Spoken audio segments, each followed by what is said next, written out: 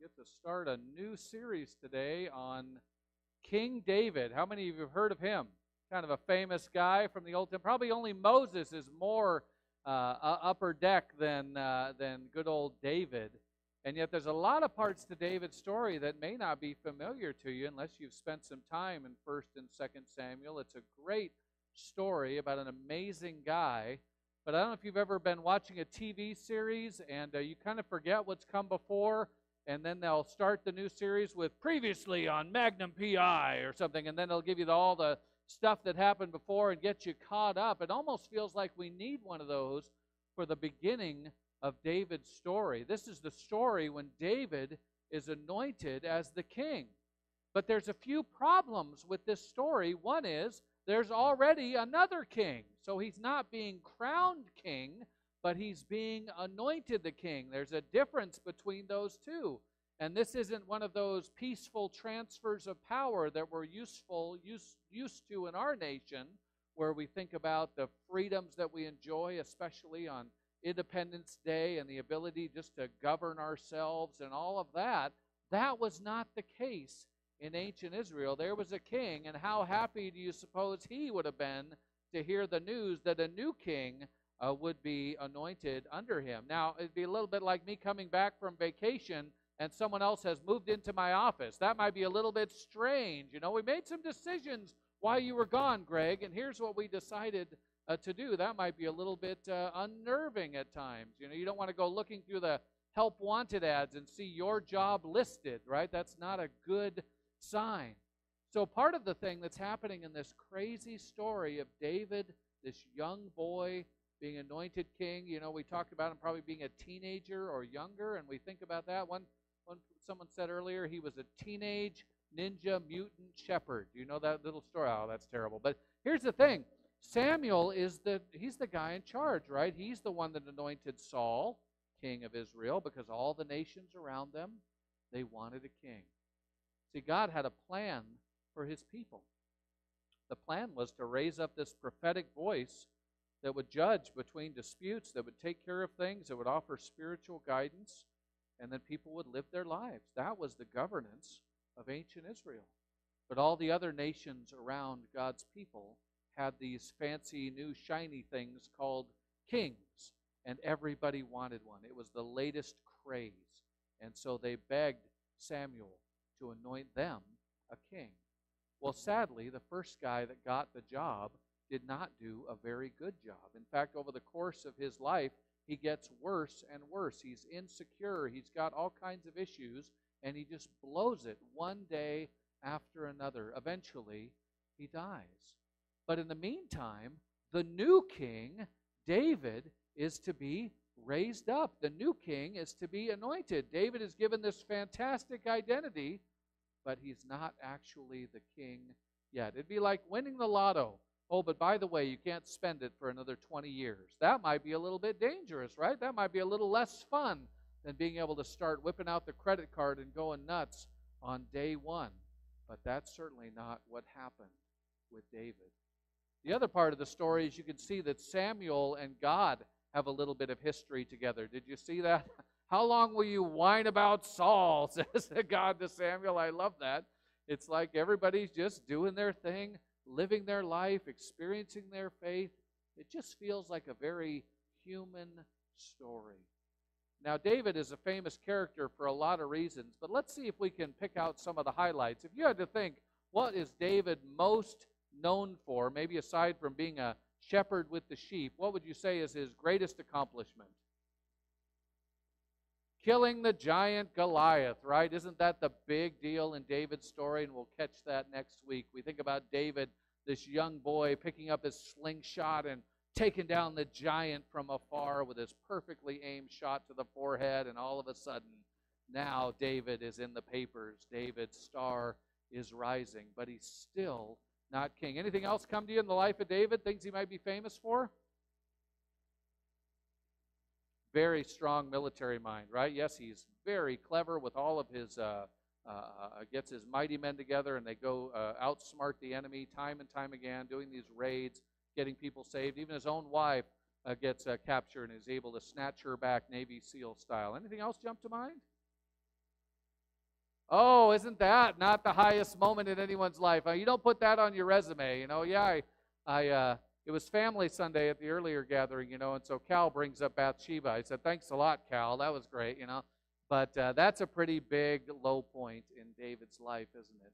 Where all of a sudden he has this terrible lust for Bathsheba, and of course you know how the story goes. He takes her to himself and tries to hide the whole thing when she becomes pregnant, even to the point of having her husband murdered. I mean, that's pretty bad. You don't want to add that to your kingly resume. And yet the scriptures don't hide that from us. They show us all of the ups and downs. They show the terrible sin of David, his incredible repentance. Everything in David's life is fully on display. I don't know if you'd like that about your life. Everybody reading about you thousands of years later. Every time you did something wonderful, you might be like, "Oh, good, they're reading about the good things I did. Oh, they're reading about the bad stuff I did too." Anything else you can think of when it comes to David? Quite the poetic voice, wasn't he? That's right. He was a songwriter. In fact, most of the Psalms, many of the Psalms, of those 150, if you read the fine print right at the very beginning, it says Psalm 23 of David. Isn't that very exciting? And so how many have ever read Psalm 23 at a funeral and felt a sense of comfort as you hear those words, "The Lord is my shepherd," or "Yea, though I walk through the valley of the shadow of death, I will fear no evil." Why? Because your rod, your staff, right, the implements of a shepherd, they comfort me. You prepare a table before me. There's that huge gift. But, oh, by the way, it's in the presence of my enemies. David understood so many important things about life, and they really came out in the Psalms. You know how sometimes have you heard the expression, there's an app for that? When you pull out your iPhone or your Android and you've got a need and you can go find an app in the App Store that will help you get on Facebook or take a picture or do a FaceTime or whatever it might be. And I think in so many ways there's a psalm for that. If you've got a dark valley you're going through, there's a psalm for that. If you've got a thing to celebrate, an amazing mountaintop style achievement, there's a psalm for that. If you just want to complain and grovel and whine, you know what? There's a psalm for that too. If you want to rain down fire on your enemies, there's a psalm for that. They just cover almost every human emotion you can imagine. And David, I think, went through so many of these emotions. You got to love the scriptures because they don't present perfect examples, except for Jesus, of course. The humans that you run into that are not Jesus himself, when you see all of these characters in the Bible, they don't sugarcoat their failings. They just put them right on display. When Peter denies Jesus, I just find it so fascinating that made it into the Gospels. If Peter is heading up the church at some point in the church's history, don't you think if you were Peter, you'd be like, you know what, let's just rub that out, just throw that page away. But no, he doesn't do that. He makes sure everybody knows as he's sharing those words with Mark and all the other gospel writers. They want to make sure these are not perfect examples, but they're living examples. And in fact, like so many of them, maybe you can relate. The times where you feel closest to God, the times where God does the most work in you so he can do stuff through you, is when things are not going as planned. If everything was just roses all the time, how much would we grow in our faith? How close would we be to God? In fact, studies show that as people get more and more affluent, as nations get more and more secure, they tend to turn away from God instead of turning toward God.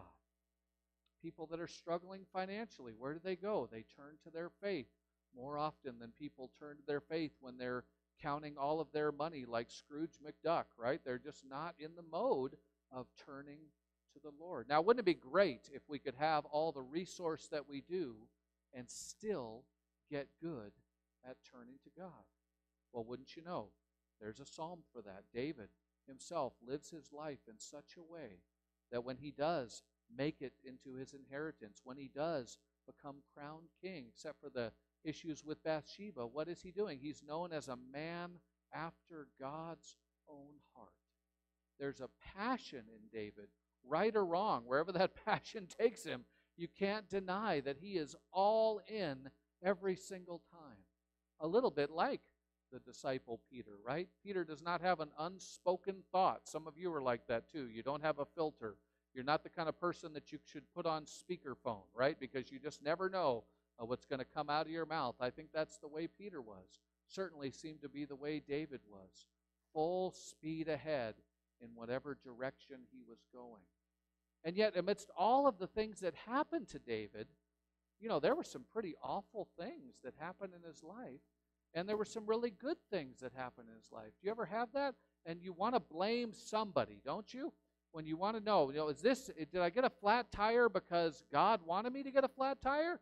Did I get a flat tire because the devil wanted me to get a flat tire? Or did I get a flat tire because I'm just dumb and I didn't change my tires? Or did I get a flat tire because some moron threw something out on the road in a sinful way? Or maybe the roads themselves for years and years have been neglected in Grover Beach, and that's why. I don't know about how all that goes, but where do you turn when those kinds of circumstances arise?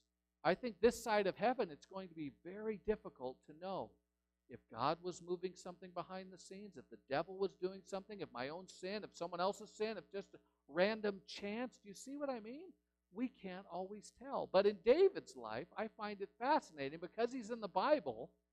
The writer of 1st and 2nd Samuel clues us in on some of the things that are happening in the spiritual realm as David is experiencing them. The flat tires of life, we get to kind of pull back the curtain and see, what was going on? Aha, that was God stirring up someone to do a certain thing. Oh, that was the devil stirring up someone to do a certain thing. And we get these glimpses. Now, of course, from our perspective, we don't always have perfect clarity on this stuff, and I would guess many of us guess wrong on some of these decisions. But at the end of the day, who is to blame is nowhere near as important as who is my shepherd. And David seems to have total clarity on that point. He's always turning to God, sometimes in complaint, sometimes in joy, but whatever he's feeling, that energy gets spent in prayer. Now, that's something I would like to get better at. I'd love to have more of David's passion. Could you imagine a church filled with these warrior poets that were fighting battles on one hand and loving God with everything they are on the next because they know who they are and what they're up to and what their God is calling them to? Can you imagine walking up to a giant that could kill you in a heartbeat and saying, this giant isn't in covenant with God. Why are we running scared from this guy? And just having that kind of grounded faith. I know for myself, I'd like to see more of that in me. And of course, David, when he's anointed king, or he's supposed to be anointed king, did you notice? He's not even there. The 7 brothers that Jesse is thinking might actually be king material, all of his sons, they're there, but the youngest, any youngest in the house today? Yeah, any babies in the family? Yeah, you know what that's like, right? Kind of cast aside, forgotten about at times, though in my house, the baby kind of rules the roost at times. Micah decides that if you talk to his sister, they have a little bit of a fun with us at times. Any firstborn that got supplanted by another interloper coming into the family, that's kind of the way it was. So Cindy or Lydia signs all of her cards to me. Your favorite child, Lydia, and because that's you got to wonder who's the favorite, right? Well, it seems in this case David didn't seem to be the favorite because he was not even invited to the gathering. Someone had to take care of the sheep. You ever feel like that sibling that just has to take care of business, keep things running, do the dishes, whatever it might be? And there are many moments in David's life where he's just having to do the grind of life. And I think of someone becoming king. I think of, sitting on the cushions of the lazy boy of the ancient world and watching whatever passes for TV and just eating the best food and just relaxing. Don't you feel that way? Or maybe making some big decisions about policy or battle or just being in general very important. But that is not what we see in the early days of David. Once he finally does get anointed, instead he is fighting to stay alive every moment. I mean, all the ins and outs of life. If you've ever had these strange coincidences and you wonder, is God doing something behind the scenes, or is the universe just mad at me? You don't even know at that point. One time, David, who's this amazing artist, he plays the harp. I like to think of it as a guitar, but it may have been a harp perhaps, and he's playing for Saul, because Saul gets real moody at times, the king. So here's the future king who's already been anointed playing for the actual king. Oh, and by the way, the actual king likes to throw spears at your head every once in a while. Does that sound like a hostile work environment to you? I mean, it's just utterly crazy. So if you've ever been in a job where you thought, man, these people are nuts. What is going on? This is not a safe place. Nobody here is sane. What is going on? David probably knows just a little bit about what that's like. You get the confusion even from the start. Did you catch that as Nancy was reading? The brothers pass before Samuel, and Samuel in his heart says, this has got to be the guy. Why? Because he's tall and good looking, seems to be strong. Surely the Lord's anointed is before me. Nope, not him. Well, how about the next one? He's pretty good. Nope, not there. In fact, all of these good-looking guys with all of this potential get shot down, get shot down, get shot down, and finally Samuel has to say, do you have any other sons? I mean, it's just so comical when you think about it. Could you imagine watching this on a stage play, how awkward it would be? I'm the prophet of God. I'm here to anoint one of your sons. None of them make the cut. Any sons you haven't told us about, Jesse? I mean, it's just so silly when you see it. And then Jesse comes clean. Well, yeah, there's David who's out in the fields watching the sheep. He's just a boy. And then David is ushered in, and the word comes mightily to Samuel. This is the guy. Now, David, we find out later, is pretty good looking and incredibly capable. So it wasn't that he was some beast of an ugly man or something. It wasn't so much that. But Samuel learns a pretty important lesson, as God says, don't look on his outward appearance. Where is one to look? Inside. God sees the gold even as kids are kids, even as teenagers are unbearable. God sees the gold in them. People in their 20s, 30s, 40s, whatever it might be, up until the day we die, God is able to see through all the stuff that other people miss. And he sees the gold right in us. Why? Because we're created in his image. We're his precious children. Of course that's going to be there.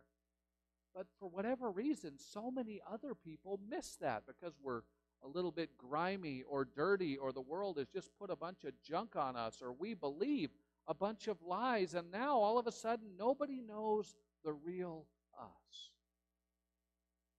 But in David's story, over and over, with all of these ups and downs, we'll see someone who is completely known by God and completely wanting to follow this God. One of the Psalms, David writes, one thing I ask, that I would seek, to see your face. Can you imagine?